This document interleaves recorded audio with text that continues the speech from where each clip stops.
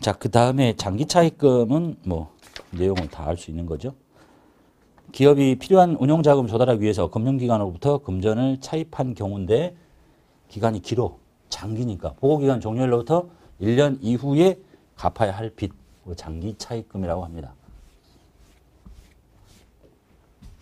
그 다음에 퇴직급여 충당부채 볼게요. 자, 충당부채라는 말의 뜻. 충당부채.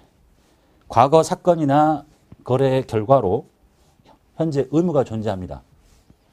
그리고 그 지출의 시기 또는 금액이 불확실하지만 그 의무를 이행하기 위해서 자원이 유출될 가능성이 매우 높고 또한 당해 금액을 신뢰성 있게 추정할 수 있는 의무를 충당부채라고 합니다. 자, 다음의 요건을 모두 충족하면 인식하십시오. 지금 충당부채의 요건을 인식하면 다음의 요건을 충족하면 인식하란 말이 뭐예요? 기록하란 얘기죠. 충당부채. 첫 번째, 과거 사건이나 거래 결과로, 즉 과거의 사건이나 거래 결과로 현재 의무가 존재해야 돼요. 갚아야 할 빚이 존재해야 된다. 의무가. 그 다음에 당해 이 의무를 이행하기 위해서 자원이 유출될 가능성이 매우 높아야 돼. 이 의무를 갚기 위해서 자원이 유출이 될 가능성이 높다. 즉 돈이 나갈 것 같다는 얘기도 확실하게. 그 다음에 세 번째가 그 의무 이행에 소요되는 금액을 유출될 금액을 신뢰성 있게 추정할 수가 있어야 돼요. 얼마가 나갈지. 이게 충족이 안 되면 충당부채를 잡을 수 없다. 이런 얘기입니다. 그 중에 이제 대표적인 게 퇴직금이에요. 그래서 우리가 지금 보려고 하는 게 퇴직급여 충당부채를 보려고 하잖아요. 이게 왜 충당부채인가? 과거의 사건이나 거래 결과로 현재 의무가 존재하나 봐요. 종업원 일 계속 1년 시키고 2년 시키면 뭐 해야 되죠? 퇴직금 줘야 되잖아. 그러니까 의무가 존재하지. 그리고 이 당해 이 퇴직금을 주기 위해서 자원이 유출될 가능성이 매우 높아요.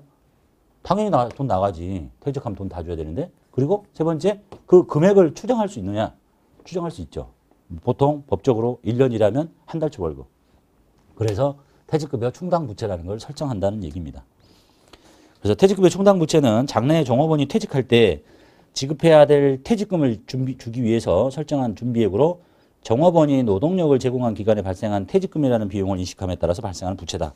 그러니까 일을 하면 급여라는 것도 주지만 그 1년 일하면 퇴직금이라는 것도 쌓이는 거예요. 퇴직금은 이렇게 여기 한 10년 일하다가 나가면 나가서 슬프다고 주는 게 아니잖아요. 그 1년 일하면 그 속에 퇴직금이라는 게 존재하는 거야. 당장 주지는 않죠. 나갈 때 주는 거니까. 그래서 부채로 잡아놓자. 이런 얘기입니다. 자, 퇴직금의 충당부채의 설정 볼게요. 보고기간 말 현재 전 종업원이 일시에 퇴직할 경우에 지급해야 할 퇴직금 상당액을 설정한대요. 즉, 자, 여기 1년 일했죠, 직원들이. 근데 직원이 10명 있어. 근데 한 사람당 급여가 100만 원씩이야. 그럼 얼마를 퇴직금을 줘야 되겠어요? 이게 회계학상으로는 결산일 현재, 즉 보고기간 종료일 현재 전 임직원이 모두 다 나가겠다. 그럼 줘야 될 돈을 퇴직금 추계액이라고 해요. 이것의 100%를 다 설정하도록 하고 있습니다. 회계 처리에서, 회계학에서는. 그래서 한 명이 100만 원씩 월급을 받는 사람이 10명이나 있으면 1000만 원 줘야 되잖아. 그 1년도에 1000만 원이 필요한 거예요. 이거를 충당부채로 설정하자. 이런 얘기입니다. 근데 얘들이 다 안 나가고 2년이 됐어요. 그럼 요 날 다 나가겠다 그러면 얼마씩 줘야 돼? 한 사람당 1년, 한 달 월급이니까 한 명당 200만 원씩 들어야 되잖아. 그럼 2천만 원이 필요하다고. 세 번째 년도에도 안 나갔다 그러면 여기 추계액은 3천만 원이 필요한 거죠. 응? 이걸 매년 설정하자는 얘기예요. 자, 이렇게 아무것도 안 하고 있다가 나갈 때 모두 다 퇴직급여 이렇게 처리하면 퇴직급여 뭐 3천만 원 하고 뭐 현금 이렇게 줘버려. 또는 뭐 원천징수 하면 예수금 생길 수도 있고요. 요 회계 처리가 좀 문제가 있다는 거잖아요. 아니, 퇴직금이라는 거는 여기에서도 발생한 거고 여기에서 수익상출 활동에 기여했기 때문에 퇴직금이 생기는 거지. 이거 나가서 슬프다고 주는 게 아니잖아. 그래서 여기에 이렇게 회계 처리를 이렇게 간단히 해버리면 대선하고 거의 회계 처리 똑같아. 수익비용 대응이 좀 어긋나지 않느냐. 왜 나갈 때 한꺼번에 다 주니? 비용 처리하냐. 미리서 추정 가능하잖아. 비용 처리해. 비용 처리해. 비용 처리해. 근데 당장 못 나가잖아. 그러니까 부채로 잡아놔. 이런 얘기를 하고 있는 겁니다. 따라서 보고기간 말에 퇴직금 추계액과 이미 계상된 퇴직금의 충당부채 잔액을 비교해서 부족한 것을 추가로 설정하고 많이 잡히면 환입 잡고 거의 대손 충당금과 회계 처리가 똑같아요. 대손 충당금 뭔지 아시죠? 근데 대손 충당금은 부채는 아니에요. 자산의 차감 항목이야. 그러니까 설정해놨다가 대손 일어나면 갖다 쓰는 거잖아요. 얘도 마찬가지로 퇴직급여 충당부채라고 설정했다가 갖다 써. 퇴사를 하면. 사례를 볼게요. 1년도 말에 전 임직원이 퇴직할 때 줘야 될 금액이 100만 원이야. 지금 퇴직금 추계액이 100만 원이라고 계산이 됐어요. 그러면 일단 퇴직급여라는 비용이 발생을 했잖냐. 비용 다 잡아라 이렇게. 근데 당장 나간 게 아니잖아. 돈을 줄 수가 없지. 그래서 퇴직급여 충당부채라는 부채를 만들어 놔라. 마치 대손 충당금, 대손 일어나면 갖다 쓴 것처럼 얘는 진짜 부채예요. 얘가 예전에 명칭이 퇴직급여 충당금이었어요. 대손 충당금, 퇴직급여 충당금. 근데 둘 다 충당금은 맞는데 얘는 부채니까 좀 명확하게 충당부채라고 이름을 이렇게 바꿨습니다. 자, 그래가지고 1년도 말에 이제 요 시점에 지금 한다는 얘기죠. 전 임직원이 나가면 줘야 될 돈이 이만큼이니까 여기서 한꺼번에 비용 처리하는 게 아니라 여기서 비용 처리해 그렇게. 예? 마치 대손 충당금에 대손 상각비 설정하듯이. 그래가지고 또 다음 연도가 되면 또 설정을 하는데 이제 누가 나가죠.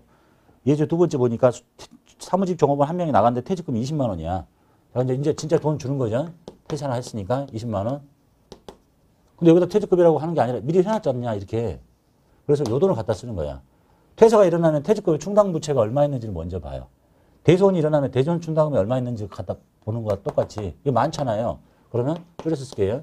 퇴직급여 충당부채를 갖다 써 그냥 이렇게. 그러려고 설정한 거잖아. 부채로 만들어 놓은 거잖아. 그리고 뭐 원천징수하는 게 있으면 뭐 예수금 이렇게 생기겠죠. 자, 그리고 나서 이제 2년도 중에 퇴사를 했잖아요. 그럼 이제 2년도 말이 됐어요. 2년도 말이 되면 이제 남아있는 직원들에 대해서 나갈 때 뒤어야 될 추계액을 계산했더니 160이래. 그래서 2년도 12월 31일에 뭘 해야 되냐면 지금 현재 남아있는 직원이 모두 다 나가겠다 그러면 줘야 될 돈을 계산을 해요. 그렇게 봤더니 160만 원이래. 이게 추계액이에요. 근데 160을 다 설정하면 안 되지. 이미 설정했잖아.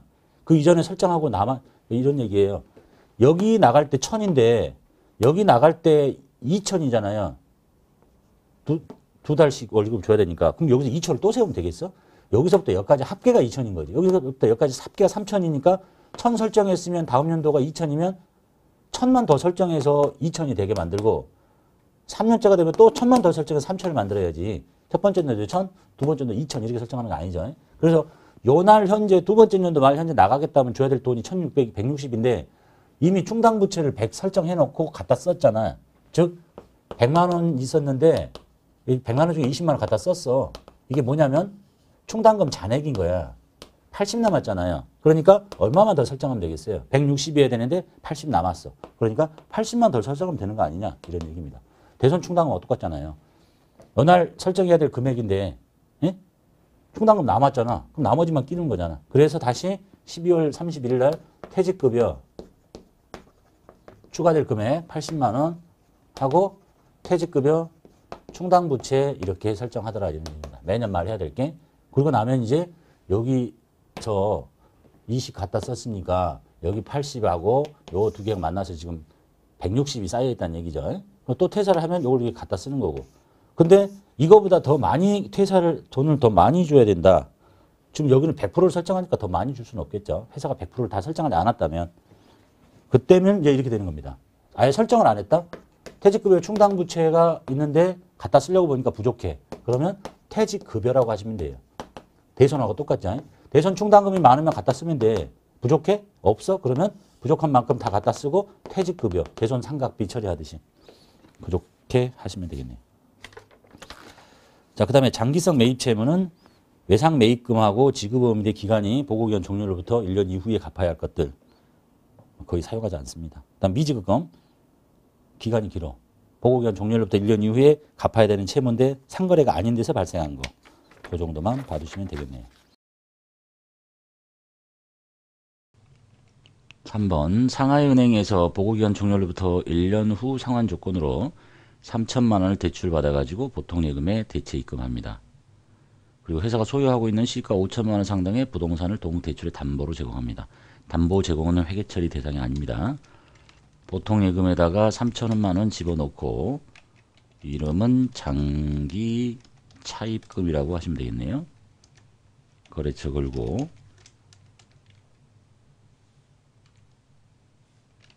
(4번) 공장 직원의 연봉제를 목적으로 노조와 합의해서 전기 말까지의 퇴직금 추계액 전액을 당좌표를 발행해서 지급합니다.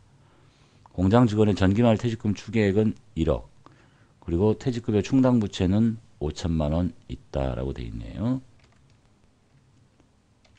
추계액 전액을 주니까 퇴직급여 충당부채를 일단 다 갖다 써야 되겠죠. 퇴직급여 충당부채 남아있는 금액 5천 다 빼고, 그래도 부족하니까 이제 공장이죠. 500번대의 퇴직급여를 쓰시면 되겠네요. 5천. 그리고 돈은 다 당좌 수표를 발행했대요. 당좌 예금의 감소 처리하시면 되겠습니다. 5번 공장직원 홍길동이 퇴사합니다. 퇴직금 350만원, 그 다음에 퇴직소득세, 지방소득세, 원천징수하네요. 장부상 퇴직급여 충당부채 계정은 250 있습니다. 부족하네요. 퇴직급여 충당부채를 모두 다 갖다 쓰고 250. 그리고 부족한 것은 공장직원의 퇴직급여 500번대의 퇴직급여 합쳐서 100, 350. 그리고 걷어놓는 돈은 예수금 44,000원. 그리고 나머지가 현금으로 나갑니다. 34656000. 6번 사무직 직원에 대한 급여 체계를 연봉제로 변경하기로 결정하고 전 사무직 직원에 대한 중간정산 퇴직금을 줍니다. 퇴직금 총액은 9,500, 그리고 원천징수는 82만, 나머지는 보통예금에서 인출해서 지급합니다. 충당부채 잔액이 2천만 원 남아있네요. 퇴직급여 충당부채를 2천만 원 다 갖다 쓰고 부족하니까 사무직이죠. 800번대의 퇴직급여 7,500 합쳐서 9,500이 되도록 하고, 걷어놓는 돈은 예수금 금액은 82만원, 나머지는 보통예금에서 인출이 됐네요. 7번 퇴직급여 추계액 2천만원이다. 추계액 2천인데 장부상 충당부채 잔액은 1,200이 있습니다. 기말 결산 시에 퇴직급여 충당부채는 퇴직금 추계액인 이 2천만원의 100%를 설정한다고 합니다. 그리고 전기 및 단기 퇴직 단기에 퇴직급여 추계액의 생산직과 사무직의 비율은 6대 4다라고 되어 있네요. 지금 추계액 2천만 원을 다 설정할 텐데 추가로 다 설정하면 안 되죠. 남아있는 1,200만 원을 뺀 800만 원을 설정할 텐데 이게 퇴직급여라고 하고 퇴직급여 충당부채를 설정할 텐데 이것의 비율이 생산직이 6, 사무직이 4니까 생산직은 500번대의 퇴직급여 6, 8에 48, 여기는 4, 8에 32 이렇게 두 개를 쪼개서 하라고 얘기네요. 차변에 500번대의 퇴직급여는 6, 8에 48, 그 다음에 800번대의 퇴직급여는 320 묶어서 퇴직급여 충당부채 이렇게 회계처리 하시면 되겠고, 우리는 이런 회계처리를 여기다 하지 않고 일단 이 금액만 계산하시면 돼요. 회계 1급 하셨으면 아시겠죠. 이 결산자료 입력에 가서 날짜를 치고 생산직권은 이쪽에 퇴직급여 1,200 자리에다 집어넣어주고 금액을 계산해서, 사무직권은 여기 판매비와 관리비에 여기다가 320, 저 위에다가 480 이렇게 놓고 전표 추가를 하게 되면 방금 같은 이런 회계 처리가 자동으로 발생합니다. 그래서 우리는 지금 이 회계 처리를 손으로 할 게 아니니까 금액만 계산하는 방법을 이해하시면 된다는 얘기예요. 기말 설정하는 문제 다 이 다음 8번부터 시작해서